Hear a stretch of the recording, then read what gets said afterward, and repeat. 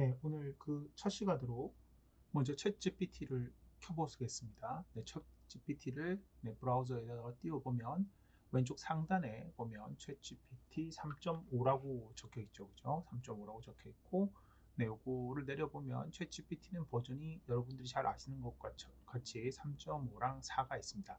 사실상 저희 수업에서는 3.5로도 충분하기 때문에 굳이 유료 구독을 하실 필요는 없는데요. 이미 관심이 있으신 분들은 뭐 유료 구독을 하셔도 큰 상관은 없겠죠. 사실 오늘 딱 한번 챗GPT 4를 버전 4를 이용해 보긴 할 겁니다. 네, 참고하시고 그 다음 화면을 지금 띄워서 여러분들이 보실 수 있도록 하기 위해 억지로 넣었는데 글씨가 좀 작아서 예, 그 사이즈가 작은 태블릿이나 혹은 휴대폰으로 보시는 학생들께서는 잘 보이지 않으실 수 있는데 챗GPT 아래쪽에 보면 조그마한 글씨가 있죠. 챗GPT는 실수를 할 수 있습니다. 중요한 정보는 확인해 주세요 라고 나와 있습니다. 실제로 챗GPT에게 질문을 넣어보면 그 언제 넣었느냐에 따라서 좀 다른 답변을 할 때가 상당히 많죠. 자, 그러면 오늘 수업의 주제는 해부학의 정의부터 시작해서 해부학의 평면, 해부학적 자세, 그리고 해부학적 방향, 뭐 이런 것들을 얘기 드릴 거라서 어떻게 보면 해부학을 가르치는 단계에서 가장 재미없는 단계가 될 것 같습니다. 재미없는 단계가 될 텐데 그럼에도 불구하고 열심히 따라와 주시면 감사하겠다라는 말씀을 드리고 시작해 보죠. 자, 먼저 챗GPT에 있는 프롬프트 창에다가 해부학에 대해서 한번 물어보도록 하죠.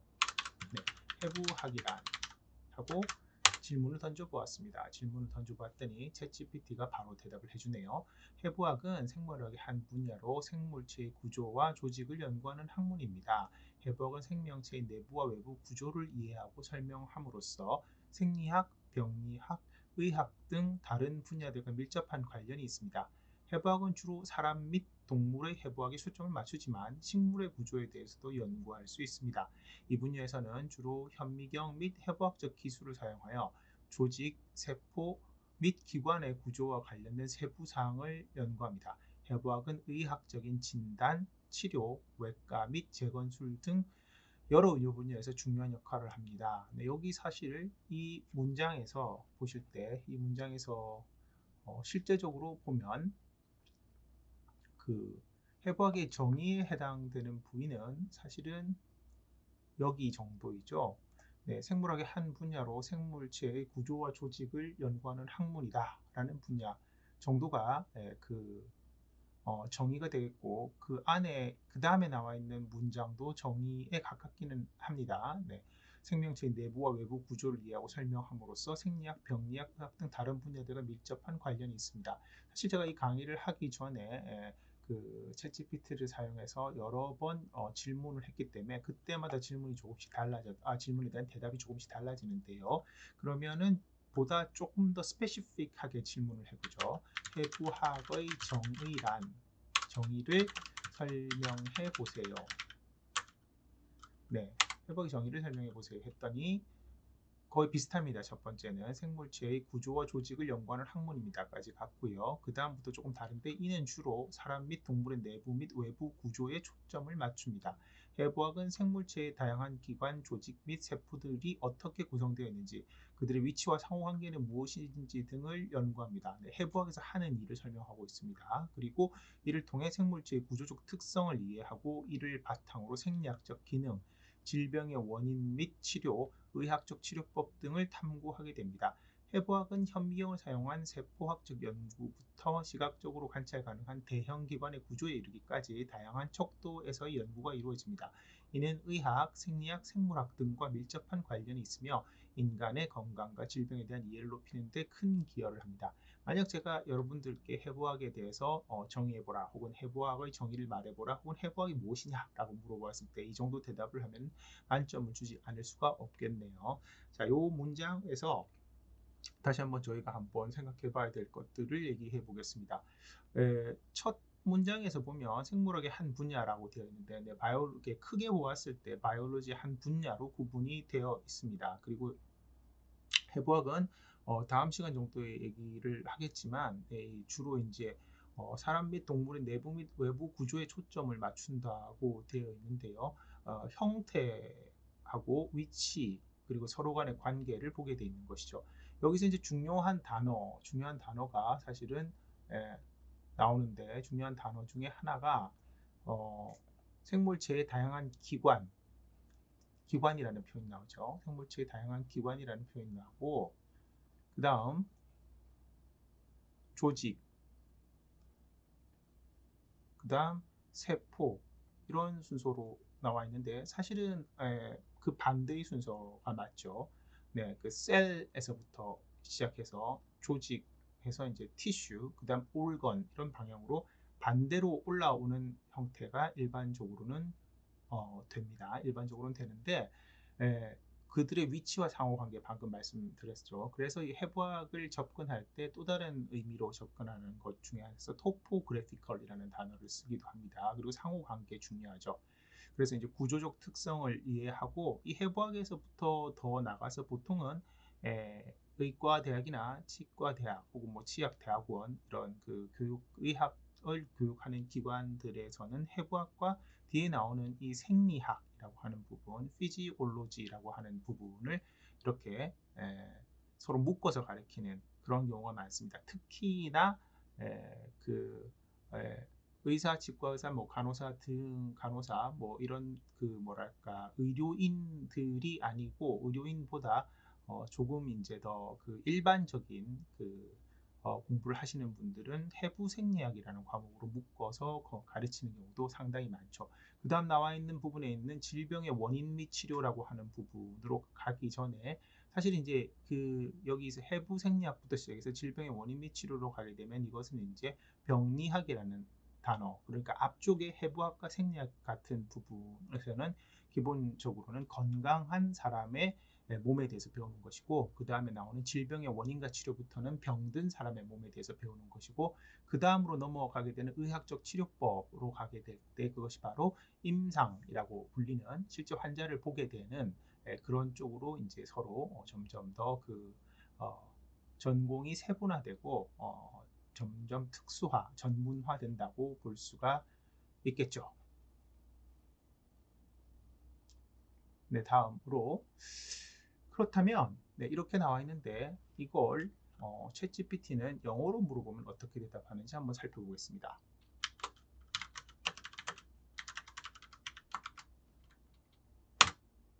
네, What is anatomy? 굉장히 간단한 영어 작문을 해봤는데요. 네, 지금 제가 그려놨던 이것이 이제 지워지지 않아서 지우도록 하겠습니다. 네, What is anatomy에 대한 대답을 한번 영어인데 한번 읽어보도록 하죠. Anatomy is the branch of biology that deals with the structure and organization of living organism. 네, 사실은 첫 문장은 위에 것 문장의 거의 번역에 가깝죠, 그죠? 물론 아마도 영어에서 한글로 번역이 되었을 수 있습니다. It focuses on studying the physical structure of organisms, including humans, animals, at various levels of complexity, ranging from the microscopic level of cells and tissues to macroscopic level of organs and organ systems.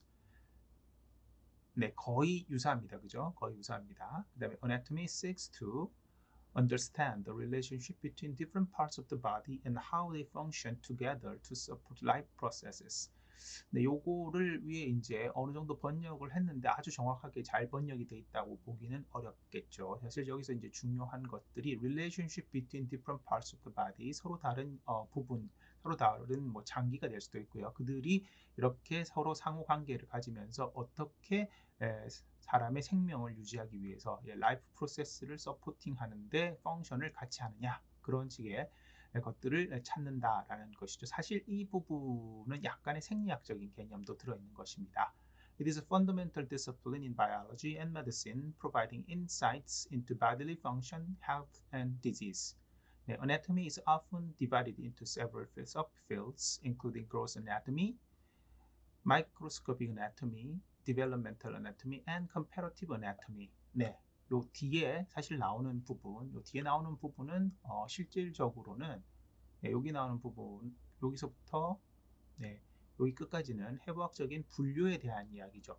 사실 챗GPT에다가 이렇게 물어볼 때마다 사실은 다른 대답을 한다고 제가 말씀드렸는데, 그러니까 여러분들이 직접 챗GPT를 한번 쳐보시면 이거와는 다른 대답을 얻을 수도 있습니다.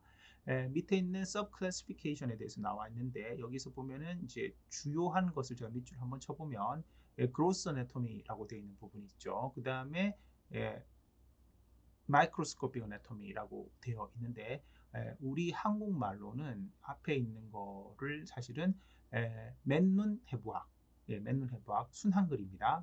해부학은 한글이 아니죠, 한자이지만 그로스 어나토미라고 하면은 맨눈 해부학, 그리고 옛날에는 이것을 육안 해부학이라고 했습니다. 그리고 이제 마이크로스코픽 어나토미라고 해서 이걸 현미경 해부학이라고 그러는데, 마이크로스코픽이라고 할 때 그냥 마이크로만 써가지고 마이크로 어나토미라고도 부르기도 합니다.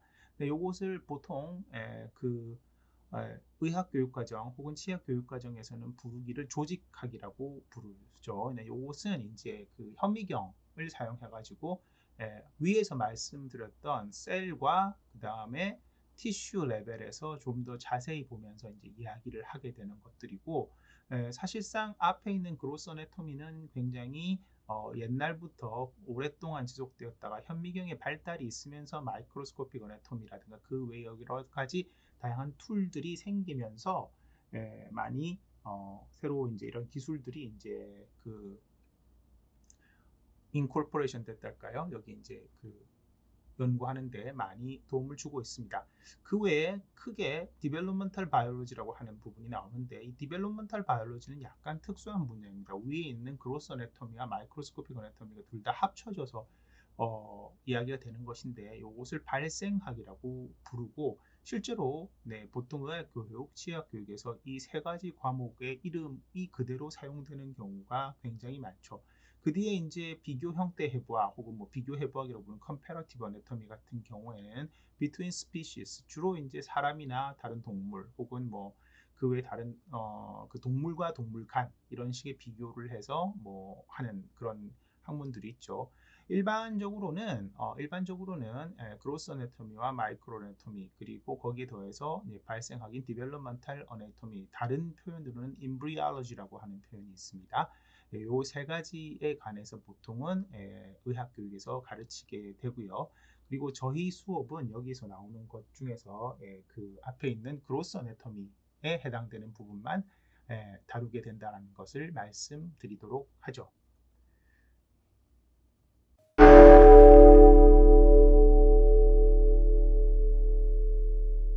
네, 앞선 챗GPT를 이용한 검색 동영상 어떠셨습니까? 직접 한번 검색 혹은 질문을 해보셨는지요? 안녕하십니까? 저는 서울대학교 치의학대학원의 박영석 교수입니다. 여러분들을 생성형 AI를 활용한 우리 몸 알기라는 과목을 통해서 만나 뵙게 되어서 대단히 반갑습니다.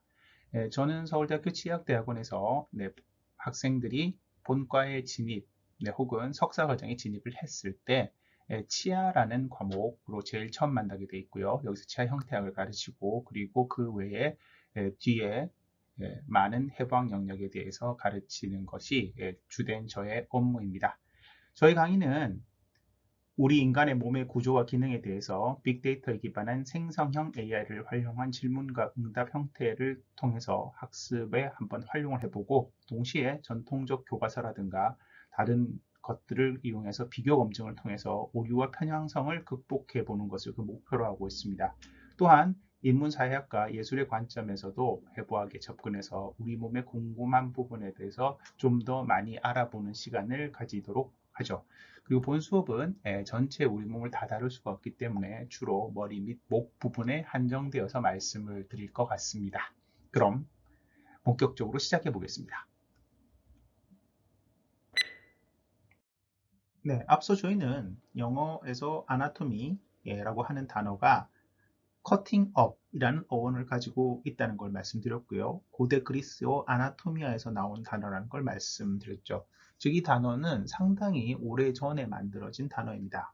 그렇다면 저희가 보통 사실 한글이 아니고 한자어에서 기반한 단어인데, 해부라는 한자어의 경우는 그게 사용이 언제부터였을까요? 이 질문을 챗 GPT로 한번 해보시기 바랍니다. 실제로 이 질문에 대한 명확한 답을 찾아보기가 힘든데 챗 GPT에 물어보면 옛날 중국에서부터 그렇게 써왔다고 답변하는 것이 일반적일 것입니다. 말씀드린 것과 같이 챗 GPT는 물어보는 경우와 상황에 따라서 상당히 다른 대답을 할 때가 있는데요. 그래서 직접 한번 물어보시면 다양한 그리고 부정확한 대답을 하는 것을 볼 수가 있습니다. 심지어 이것을 추궁할 수도 있죠. 그러나 현재 여러 기록들을 볼 때 이 have라는 단어가 아주 오랜 옛날에는 쓰여왔지 않았을 것으로 저는 추측하고 있는데요. 여러 가지 이유가 있겠지만 일단 서양의학이 발달하지 않았던 근대 동양에서는 사실 서양에서도 그랬습니다만 시신의 have라는 것 자체가 상당히 금기시되는 행위로 간주되었기 때문입니다. 잠깐 조선시대 실학자 이익이라는 분의 성호사설의 일부를 발췌해서 읽어보도록 하겠습니다. 옛날 불추한 남자가 있었는데 그의 누이 동생이 중병을 앓다가 다량의 앵도를 씨까지 아울러 먹고 드디어 완치되었다. 그 남자가 생각하기를 누이 동생 하나를 죽여서 10,000,000명의 목숨을 살림이 옳겠다 하고 드디어 배를 가르니 간과 격막이 모두 썩었는데 앵도씨가 엉켜 살이 돋아났다. 아마도 새살이겠죠. 이에 간을 보호하는 처방은 얻었으나 그 1,000,000인을 살린다는 공덕이 한 누이 동생을 죽인 죄악을 속하지는 못할 것이다. 네, 이렇게 되어 있습니다. 그리고 다음 송나라 숭령의 연간에 사천에서 사형수를 저자해서 죽일 때 군수 이이간이 의원과 화공을 보내 경막을 가르고 고항을 따서 그림을 그려 사람의 장부를 소상히 알게 되었으니 의가에 도움이 많았다. 아주 옛날에도 사람의 몸의 구조에 대해서 관심이 많았던 모양입니다. 여기서 자세히 보시면 격막이라는 단어가 나오는데요. 아마도 이것은 근대에 저희가 가로막 혹은 횡격막이라고 부르는 그 경막일 가능성이 높죠. 사실 횡격막이라는 것이 바로 간 위에 붙어 있는 막이기 때문인데요. 많은 분들이 횡격막을 횡경막으로 잘못 알고 있습니다. 그래서 실제로 구글링을 할 때도 횡경막으로 많이 치시는데 받침이 이응이 아니고 가로질러서 막고 있다라는 뜻의 경막입니다. 경막, 격리. 저희가 코로나 시절을 지난 지 얼마 안 됐는데요. 이렇게 격리할 때 그 격자를 써서 횡격막이라는 거 하나 기억해 두시면 좋을 것 같고요. 계속해서 한번 읽어보죠. 네, 계속해서 한번 읽어보죠. 또 경력 연간에 두기가 광남의 도둑 구희범을 잡아 배를 가르고 창자를 분해하여 낱낱이 그림을 그렸으니 지금까지 전해오는 오장도가 바로 그것이다. 사실 이 오장도라는 것이 과거 이 시기에 인체 해부도라고 생각을 하시면 되겠습니다. 실제 저희 나라의 그 굉장히 귀중한 의서인 동의보감, 그 동의보감에도 이 신체와 내장의 그림이 하나 있죠. 그 하나 있는 신형 장부도라고 해서 이 그림이 있는데 이 그림은 사실은 이제 옆에서 본 모습의 그림이 그려져 있습니다. 네, 그런 이제 그림들이 있었기 때문에 과거에도 이렇게 그 인체의 구조에 대해서 많이 궁금했었다라는 사실까지는 알 수가 있죠. 계속해서 두기 얘기를 한번 보면 처음에 두기가 항복해온 구희범을 죽이고 그 공적으로 대제에 승진되었는데 얼마 후에 변소에 갔다가 갑자기 쓰러져 입과 코에서 피를 흘리며 가느다란 목소리로 구희범이 주먹으로 때린다고 말하더니 그런지 3일 만에 마침내 죽었다. 어떤 느낌이 드십니까? 뭔가 저주 뭐 이런 것들이 생각나죠. 구양공은 구양수의 유명한 분이시죠. 구양수를 일컫는 말인데요. 구양공이 지은 그 묘지에 여기서 말하는 묘지는 이제 묘비에 쓰는 글자를 얘기하는 것이죠. 글을 얘기하는 것인데 무릇 항복한 자를 죽이는 것도 의리가 아니거든 하물며 그 무리를 모조리 죽임에 있어서랴. 네, 이 부분은 사실은 아마도 이제 둑이라는 사람이 항복을 해왔는데 선처를 베풀지 않았던 모양입니다. 선처를 베풀지 않았던 모양이고 특히나 이 뭐랄까 구희범의 경우는 배를 가르고 창자를 분해해서 오장도를 그렸는데 왜 그렸는지는 정확히 알 수 없죠. 그래서 계속해서 옛사람이 의방을 지어 죽음에서 구제하는 뜻이 간절하지 않음이 아니나 어찌 일찍이 죽은 시체까지 해부한 일이 있었던가? 라는 역시 두기를 조금 탓하는, 아마도 이제 두기의 경우에도 그런 도적, 뭐 폭도 이런 사람들을 잡아서 그 사람의 시신을 뭐 이제 어차피 처형을 했으니까 네, 유용하게 쓰기 위해서 혹은 그분께 부탁한 분이 있었을 수도 있겠죠. 한데 이런 식의 글이 있습니다. 뒤에 또 왕망이 걸핏하면 성인을 인용하여 자신을 비유했는데 체그의 도당 왕송경을 잡아 공교한 백정을 시켜 배를 가르고 오장을 자로 재었으며 대쪽으로 혈맥을 가늠하여 경락의 시작하는 곳과 끝나는 곳을 알아냈으니 그 속셈이 어떻다는 것을 거기에서도 알 수 있다.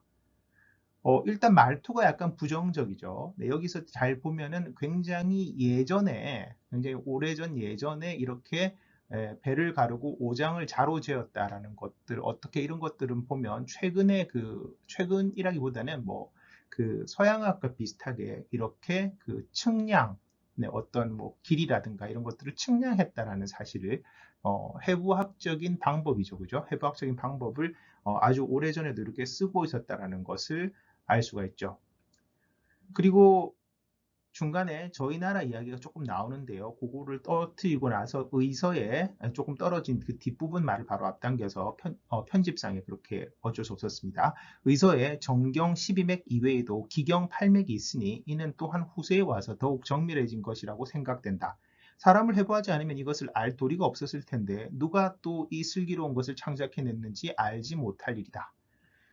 네, 여기서 지금 사실은 앞쪽에서부터 계속해서 해보라는 단어가 많이 있습니다. 네, 마지막에 우리나라의 이야기를 싣고 있는데요. 읽어보면 우리나라에서는 참판 전유형이 평소부터 의술에 밝았고 의석까지 저술하여 후세 사람에게 길이 혜택을 주었으니 그 활인한 공적이 얼마나 컸겠는가 라고 이러고 있고, 그 다음에 그러나 갑자년 이괄의 난리에 참형을 당했으니 허물이 없는데도 앙화를 면치 못했던 것이다 라고 되어 있습니다. 이 전유형이라는 부분을 찾아보면 괴산의 유생으로 임진왜란이 일어났을 때 조헌과 함께 의병을 일으켰던 분이고요. 그 선조의 칭찬을 받아가지고 뭐 이렇게 군자 참봉에 임명이 되었고 아버지 상을 당해서 사임한 적이 있습니다. 그리고 유성룡과도 친했던 분인데요. 여하튼 이분이 이제 사실 의술에도 조예가 깊어서 광해군과 왕비의 병을 고치는데도 참여했고, 말씀드린 대로 오장도라는 것을 그렸습니다. 근데 오장육부 할 때 그 오장도인데 약간의 해부 도면 같은 것이겠죠. 그래서 인조 반정이 일어난 뒤에도 재능을 인정받아서 문안사로 발탁되었기도 하고요. 그런데 그 이후에 이제 그 이괄의 난이 일어났을 때 난군과 내응했다라는 무고를 받아서 정식 절차도 없이 37인과 함께 참형을 당했다라고 나와 있습니다. 마지막에 나와 있는 글이 인상적인데요. 사람들의 말에는 그는 임진왜란 때 길거리에서 세 사람의 시체를 해부해 본 후부터 그 의술이 더욱 정통해졌지만 그가 비명에 죽은 것은 이로 말미암아 앙화를 입은 것이다 하였다라고 적혀 있죠. 네, 앞서서도 느끼셨겠지만 그 당시에 사람들이 이렇게 시신에 손을 댄다는 것 자체가 굉장히 이렇게 저주받는 일 내지는 이렇게 끔찍한 일을 당하는 원인이 된다는 식으로 이렇게 많이 서술을 하고 있습니다. 이것이 이제 그 인과관계는 밝혀지지 않았지만 그 당시 사람들의 분위기를 보여주는 것이라고 할 수 있겠죠. 자, 지금 보시는 것은 성호사설의 원문입니다. 이 원문을 보여드리는 이유는 사실 저도 한자 세대라고 하기 어렵기 때문에 여기 있는 한자들 중에 모르는 한자들이 너무 많은데요. 이 한자들 중에서 잘 살펴보시면 제가 빨간색으로 치는 부자가 보일 것입니다. 이 부자는 바로 해부할 때의 부자이죠. 하지만 이 전체 문서에 해부라는 단어가 연속으로 나오는 경우는 없습니다. 없을 뿐만 아니라 그리고 해자는 아예 나오지를 않죠. 아예 나오지를 않고 이 부자는 여러분도 잘 아시다시피 부서, 네, 무슨 부서, 총무부, 연구부, 무슨 학생부 이렇게 할 때 그 부서 할 때 그 부자입니다. 동사로 사용되면 쪼개다 뭐 이런 뜻이 있어서 쪼갤 부자로 사용되고요. 무슨 부서라는 명칭으로도 사용되는 것인데 일단은 쪼개다라는 거니까 가르다, 뭐 쪼개다 그런 뜻으로 사용이 되는 단어이죠. 어, 이 전체적으로 성호사설 15장 인사편에 나와 있는 이 글을 보았을 때 당시에 해부라는 용어를 사실은 쓰지 않았는데 제가 앞에서 보여드렸던 여기에 이것은 이제 저희 고전 데이터베이스에 나와 있는 거 이렇게 어떤 분들께서 굉장히 노력하셔서 이것을 현대인들이 읽기 좋도록 이렇게 잘 번역을 해 놓으셨던 것 같습니다. 여기에서 보면은 앞서서 썼었던 그런 글을 읽고 이것을 아주 잘 의역을 해 놓으셨는데 첫 번째에서는 없고요. 두 번째에서도 실제로 나오지 않고 뭐 배를 가르고 창자를 분해한다 이런 얘기는 있지만 얘기는 없고 그 다음에 보면 옛사람의 의방을 지어서 죽음에서 구제하는 뜻이 간절하지 않음이 아니라 어찌 일찍이 죽은 시체까지 해부한 일이 있었던가라고 한 이때에 나오는 해부는 사실상 예, 해부라는 단어는 좀 의역에 가까운 단어라는 것이죠. 그 밑에 나와 있는 사람을 해부하지 않으면 여기 나오는 해부라는 단어도 현대인의 관점에서 의역을 한 단어이고요. 네, 마찬가지로 조금 전에 참판 전유형의 사인에 대해서 사람들이 추측하기를 뭔가 이렇게 저주를 받았다라는 식으로 할 때 나왔던 그 해부라는 단어 역시 약간의 의역이 들어가 있는 표현입니다. 그럼 실제 원문에서는 어떻게 되어 있는가? 네, 앞서서 복잡한 그 문장을 다 찾기도 어려워서 제가 약간 정리를 했는데 여기서 정리를 해보자면 세 번째 걸 먼저 보시면 되겠습니다. 네, 그 사시라고 해서 시자가 주검 시자이죠. 아주 예전에 유행했었던 제가 어렸을 때 유행했었던 강시 영화 같은 것들이 있었는데 그때 강시 할 때 그 시자가 주검 시자, 주검이라는 게 시체를 할 때는 그런 뜻이죠, 그죠? 그래서 그거를 다시 한번 죽이는, 주검을 다시 죽이는 뭐 그런 뜻이고 그 외에도 해부라는 단어로 의역이 된 단어에서 보면은 도자, 죽일 도자랑 죽일 육자가 쓰여 있습니다. 물론 여기 사실 죽일 도자라든가 이런 단어들은 도자라는 단어의 경우에는 한 사람을 죽이는 것보다는 영어로 한다면 massacre 뭐 이런 단어 그러니까 학살을 한다. 양민 학살할 때 그런 학살을 한다라는 그런 뜻으로 쓰이는 도자인데 그래서 보통 도성이라고 하면 서울 도성 해서 이렇게 그 성을 수비하는 그런 그 도 같은 그런 뜻도 있지만 공성전 그 공성전을 했을 때 그 성을 함락시키고 나면 그 안에 있는 모든 사람들을 죽이는 것을 도성이라는 표현을 쓰기도 하죠.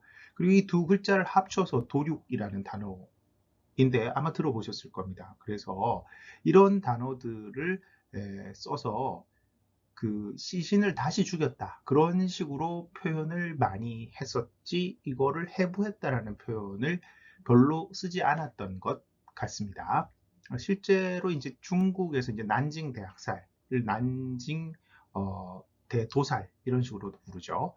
그래서 어쨌건 이 그 성호사설의 원문에는 여기 나와 있는 것처럼 부복 고장이라는 말이 나오는데 부복이라고 하면은 배를 쪼갰다는 얘기죠. 그리고 고자는 가를 고자입니다. 그래서 장을 갈랐다. 라는 그런 표현이 나오지 해부라는 표현이 나오지 않습니다. 실제 이 부자라는 것은 저희가 비슷한 그 용례로 아마 사극에서 보셨던 부관참시 해가지고 이미 죽은 고인의 경우에 예전에 한 행적에 이렇게 무슨 뭐 역종무이라든가 이런 것들이 나타나면 시신을 다시 참하는 그러니까 뭐 뼈를 자르는 것인데요. 큰 의미는 없겠습니다만 현대인의 관점에서 보면 그런 것들을 할 정도로 이제 큰 극악무도한 죄를 지었을 때는 이런 부관참시라는 벌을 주기도 했었죠. 네, 이런 의미로 보았을 때 이 해부라는 단어가 사실상 쓰여진 것은 상당히 근대에 쓰여지지 않았을까 하는 그런 생각을 하게 되고요. 실제 이제 중국에서도 해부학을 얘기할 때 발음은 저도 정확히 잘 모르겠는데 해부학이라는 단어를 그대로 쓰긴 합니다만 특별히 앞에 있는 해자의 경우에는 이것이 이제 그 글자가 만들어질 때 그 소의 뼈를 이렇게 소의 뼈를 예, 뿔각자, 그리고 소우자가 있고 칼도자가 있는데요. 뼈를 이렇게 잘라서 내는 그런 해체하는 듯한 느낌을 주는 그런 글자입니다.